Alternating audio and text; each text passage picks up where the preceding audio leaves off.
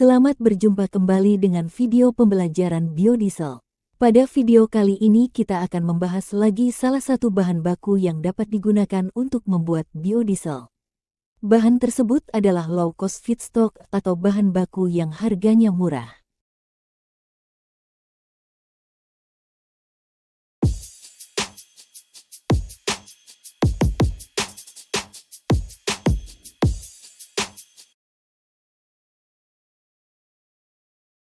Pada video yang lalu, kita sudah membahas bahan baku biodiesel berupa HREVO atau Highly Refined Edible Vegetable Oil.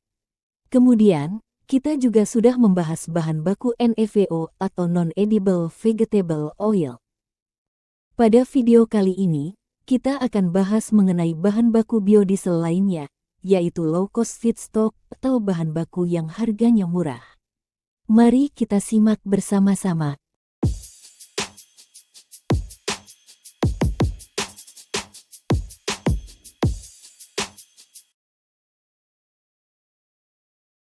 Low-cost feedstock merupakan bahan baku untuk biodiesel yang harganya murah dan tidak bersaing dengan bahan baku yang biasa dikonsumsi oleh manusia seperti HREVO.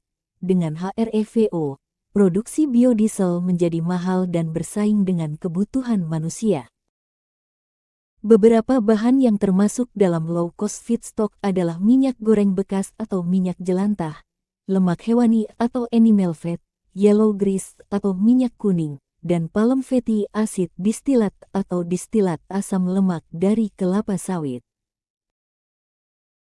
Berikut ini adalah penjelasan secara lengkap mengenai masing-masing bahan tersebut. Minyak goreng tidak baik dipakai berulang-ulang untuk menggoreng. Hal ini tentu menyisakan limbah berupa minyak goreng bekas atau minyak jelantah. Minyak sisa ini biasanya dibuang begitu saja. Jika dibuang begitu saja, maka limbah minyak goreng ini dapat mencemari lingkungan. Sebenarnya, pada limbah minyak jelantah ini masih terkandung energi yang dapat digunakan sebagai bahan bakar. Dengan teknologi pengolahan biodiesel, limbah minyak jelantah tersebut dapat dijadikan biodiesel sebagai bahan bakar mesin diesel pada kendaraan. Pemanfaatan limbah minyak goreng bekas ini akan mengurangi pencemaran lingkungan. Untuk mengolah menjadi biodiesel, perlu dilakukan pretreatment karena minyak goreng bekas banyak mengandung air dan FFA, free fatty acid, atau asam lemak bebas. Kandungan air dan FFA tersebut akan berdampak negatif terhadap proses transesterifikasi. Dalam proses transesterifikasi, FFA bereaksi dengan katalis dan dapat menghasilkan sabun. Kandungan air dalam minyak dapat mengurangi produk akhir dan dapat menyebabkan kesulitan dalam pemurnian biodiesel. Untuk mengurangi kandungan FFA dalam minyak jelantah, dilakukan esterifikasi. Minyak jelantah direaksikan dengan alkohol dan katalis asam agar membentuk alkil ester dan air. Proses selanjutnya adalah transesterifikasi. Transesterifikasi dapat dilakukan dua tahap, dengan katalis asam dan basa pada suhu 368 derajat Kelvin atau sekitar 65 derajat Celcius selama 4 jam, dengan rasio molar minyak terhadap metanol 1:10, konversi yang diperoleh sekitar 97,22%. Keuntungan dilakukan transesterifikasi dua tahap adalah efisiensi tinggi, tidak ada limbah asam yang dihasilkan, dan recovery katalis mudah dilakukan.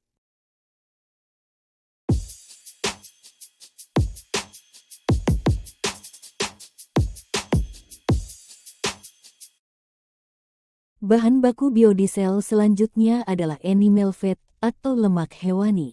Berikut penjelasan lengkapnya.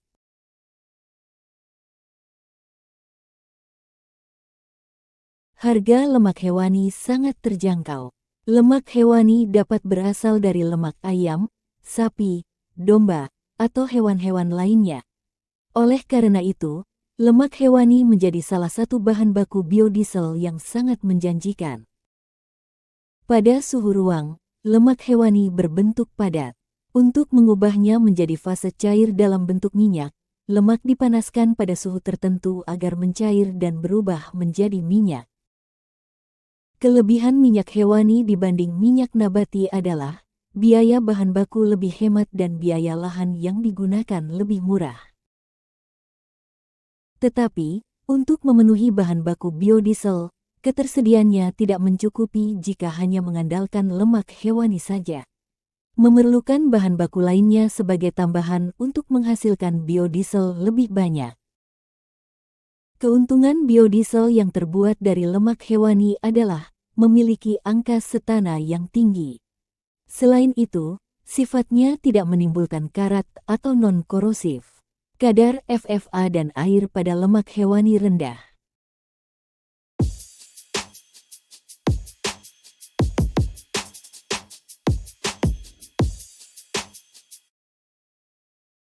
Selanjutnya, kita bahas mengenai yellow grease. Berikut penjelasannya.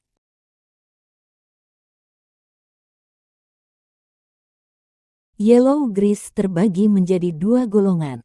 Golongan yang pertama adalah yellow grease yang memiliki kadar FFA kurang dari 15%. Golongan yang kedua adalah yellow grease yang memiliki kadar FFA lebih dari 15%.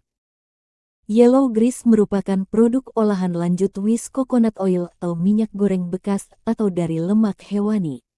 Spesifikasi yellow grease golongan 1 yaitu FFA maksimal 15%, MIU, moisture, impurities, unsaponifiable, kurang dari 2%, dan air kurang dari 1%.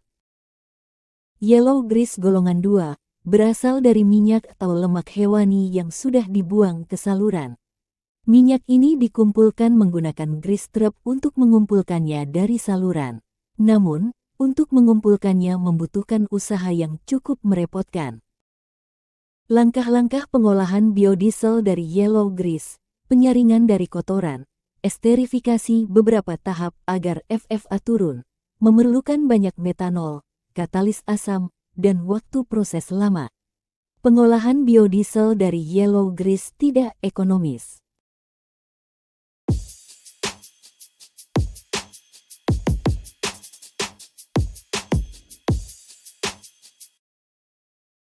Pembahasan selanjutnya adalah bahan baku PFAD atau palm fatty acid distilat yang berasal dari kelapa sawit.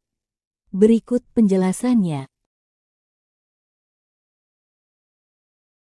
PFAD atau palm fatty acid distillate atau distilat asam lemak kelapa sawit merupakan produk samping dari proses pemurnian minyak kelapa sawit.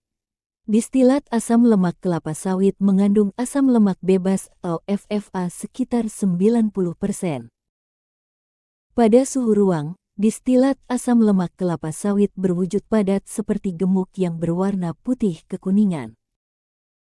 Pembuatan biodiesel dari distilat asam lemak kelapa sawit juga menggunakan proses esterifikasi dan transesterifikasi.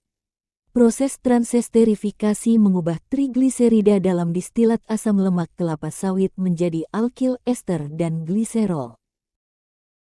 Biodiesel dari distilat asam lemak kelapa sawit, warnanya lebih gelap dibanding biodiesel yang terbuat dari bahan baku lainnya.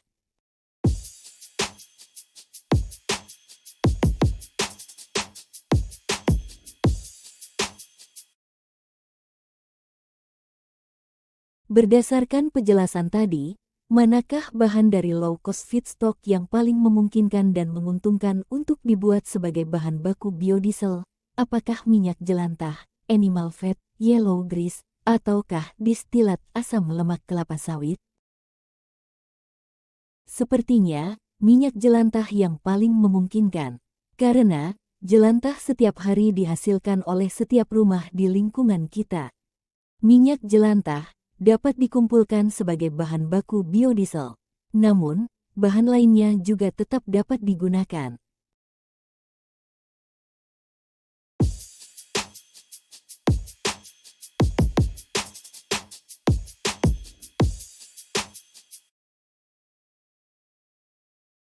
Pertanyaan untuk didiskusikan. Apa kelebihan dan kekurangan masing-masing bahan baku biodiesel dari low-cost feedstock?